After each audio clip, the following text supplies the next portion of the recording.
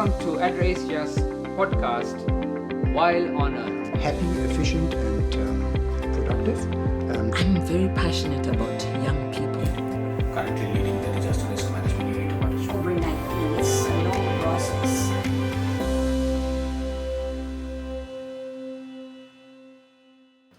Hello everyone, welcome to While on Earth, the podcast run by ADRA Asia. Today we have a very special person with us in the studio, and she is Zivayi.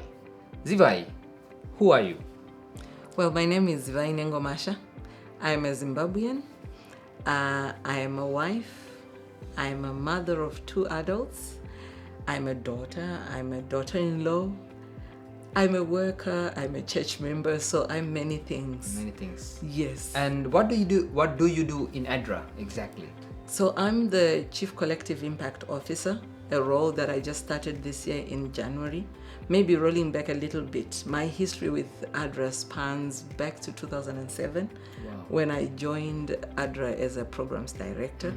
And I've also worked as a country director. Then I became a program and planning director at the ADRA Africa Regional Office.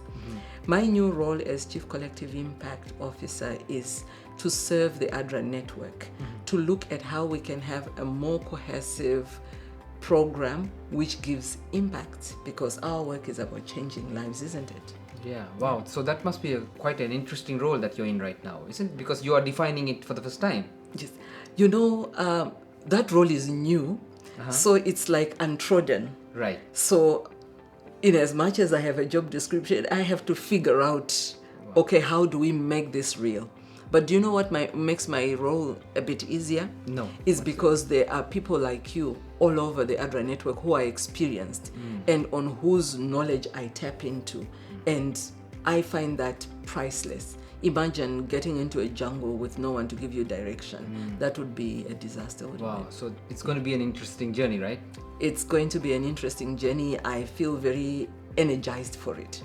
Lovely. Yes. So Zivayi, tell us, what are you passionate about?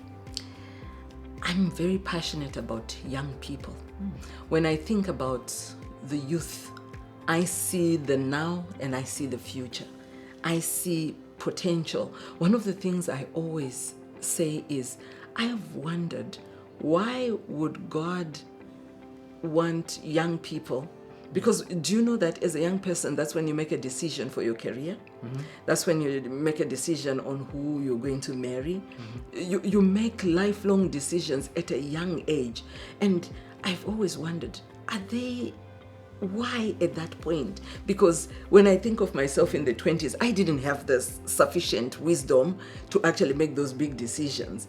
And then I see the value of intergenerational relationships, of mentorship and coaching, of preparing the young people to go into the world. So the energy of youthfulness just excites me, and the endless potential before them.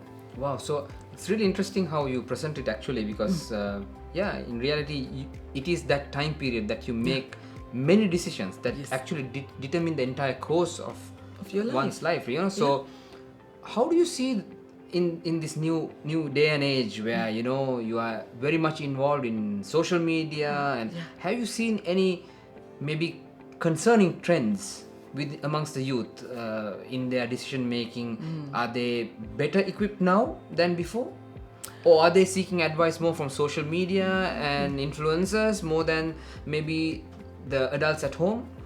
What is your opinion on this? Do you know that the youth today is in a very difficult situation because information is bombarding them from all over, and sometimes they don't even have the tools to filter and to see what to use and what to discard. But I'm encouraged. You know why?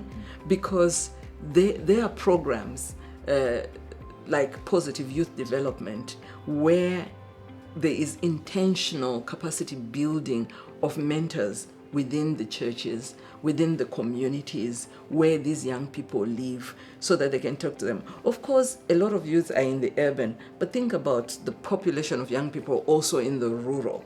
So if we could equip the parents, the guardians, the mentors within the communities with the kind of tools they need to support the young people, we could actually turn things around.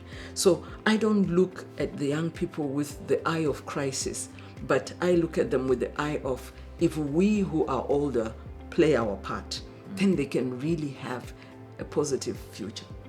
So what exactly do you do in this program? What is the name that you mentioned? It's Positive Youth Development? Yes, Positive Youth Development. So talk a little bit about it. How does that work? So the way that program works is that you look at young people. You look at the young person as a whole person. So you realize how sometimes we just come in and we say, youths are unemployed. Let's start TVET, technical vocational education. Let's give them some technical skills. Then they can be employed. But what we fail to realize is these young people have gone through different trauma in life. Some of them probably have a very low self-esteem. So they have psychosocial issues. Do you know that growing up, of course, I had thoughts, I had things that would trouble me in my mind. But I see in this day and age that there are a lot more psychosocial issues among our young people than young people maybe back in my days. So they have all these things. And when these things are there, they are crippling. So it doesn't matter what you train me vocationally. I will not be able to thrive because either I look down on myself, I have an inability to make good decisions, I actually, some need intense therapy, some need light therapy. Some could have gotten into some negative behaviors like, using drugs or alcohol and so forth.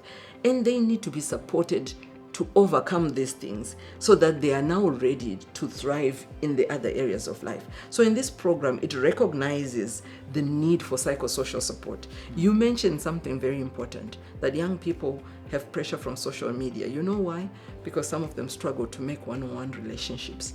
You and I grew up playing outside, kicking the ball. So we needed to talk to our neighbors. We needed to work. Our young people sometimes are just sitting at home, nobody to talk to, nobody to interact with except social media. So they have to relearn these skills of interacting with fellow human beings. So how is the psychosocial support provided?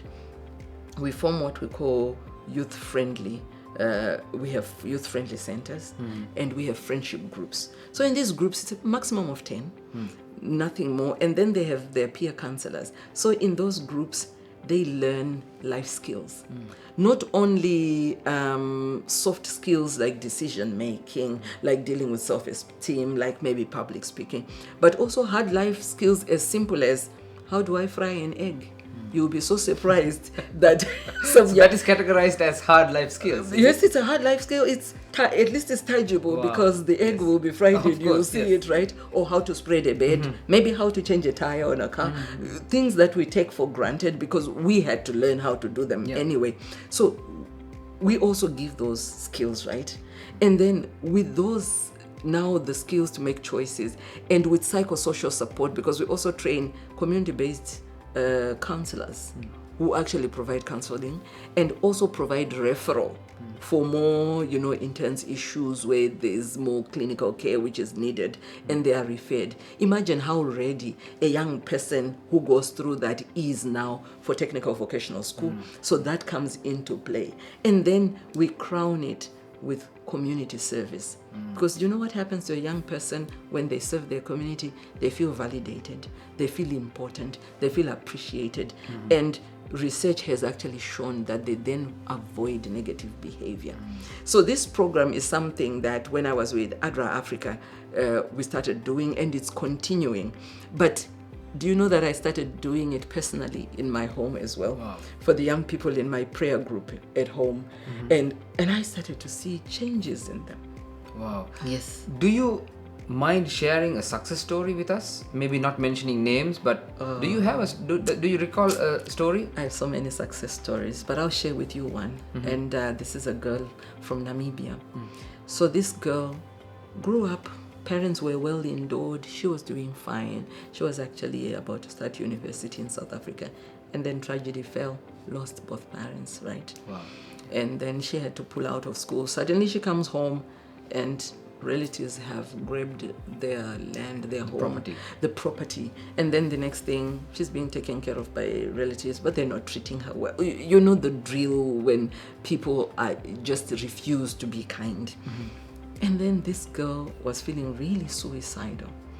And this story touches me a lot because this program is being done in partnership with the Seventh-day Adventist Church. This pastor from another church said, there's something that is being done there. I want you to go and join that group. She's from a different church. So she joins the group, receives psychosocial care. She starts to really get her life together.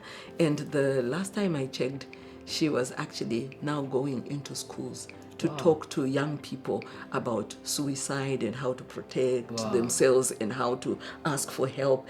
And I'm like, she was in danger. Now she has become an inspiration. So it works. Wow. Yeah.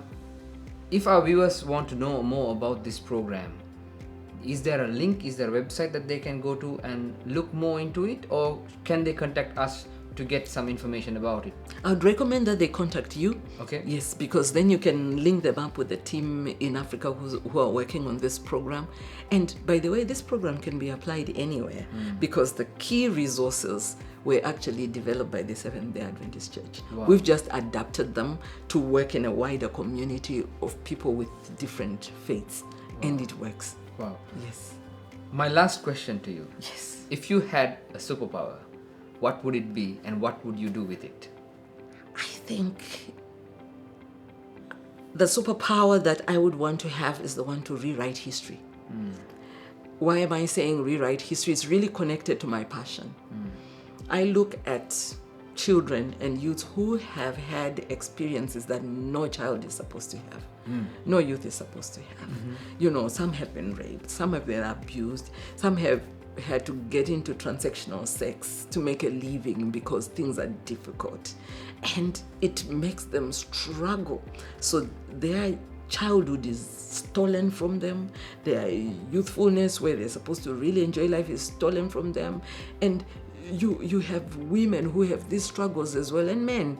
But for me, when I think about that superpower of rewriting history, how I would love to rewrite the history of children and youths and make it positive so that their experiences are positive and they can just connect and enjoy life and thrive and not have to deal with the impacts of trauma and the things that they've gone through and the losses and the pain that they've had to bear in their youthfulness and in their young age.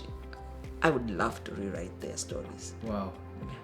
While you might not be able to do that, I'm sure through the program you're actually defining a better future for them, isn't it?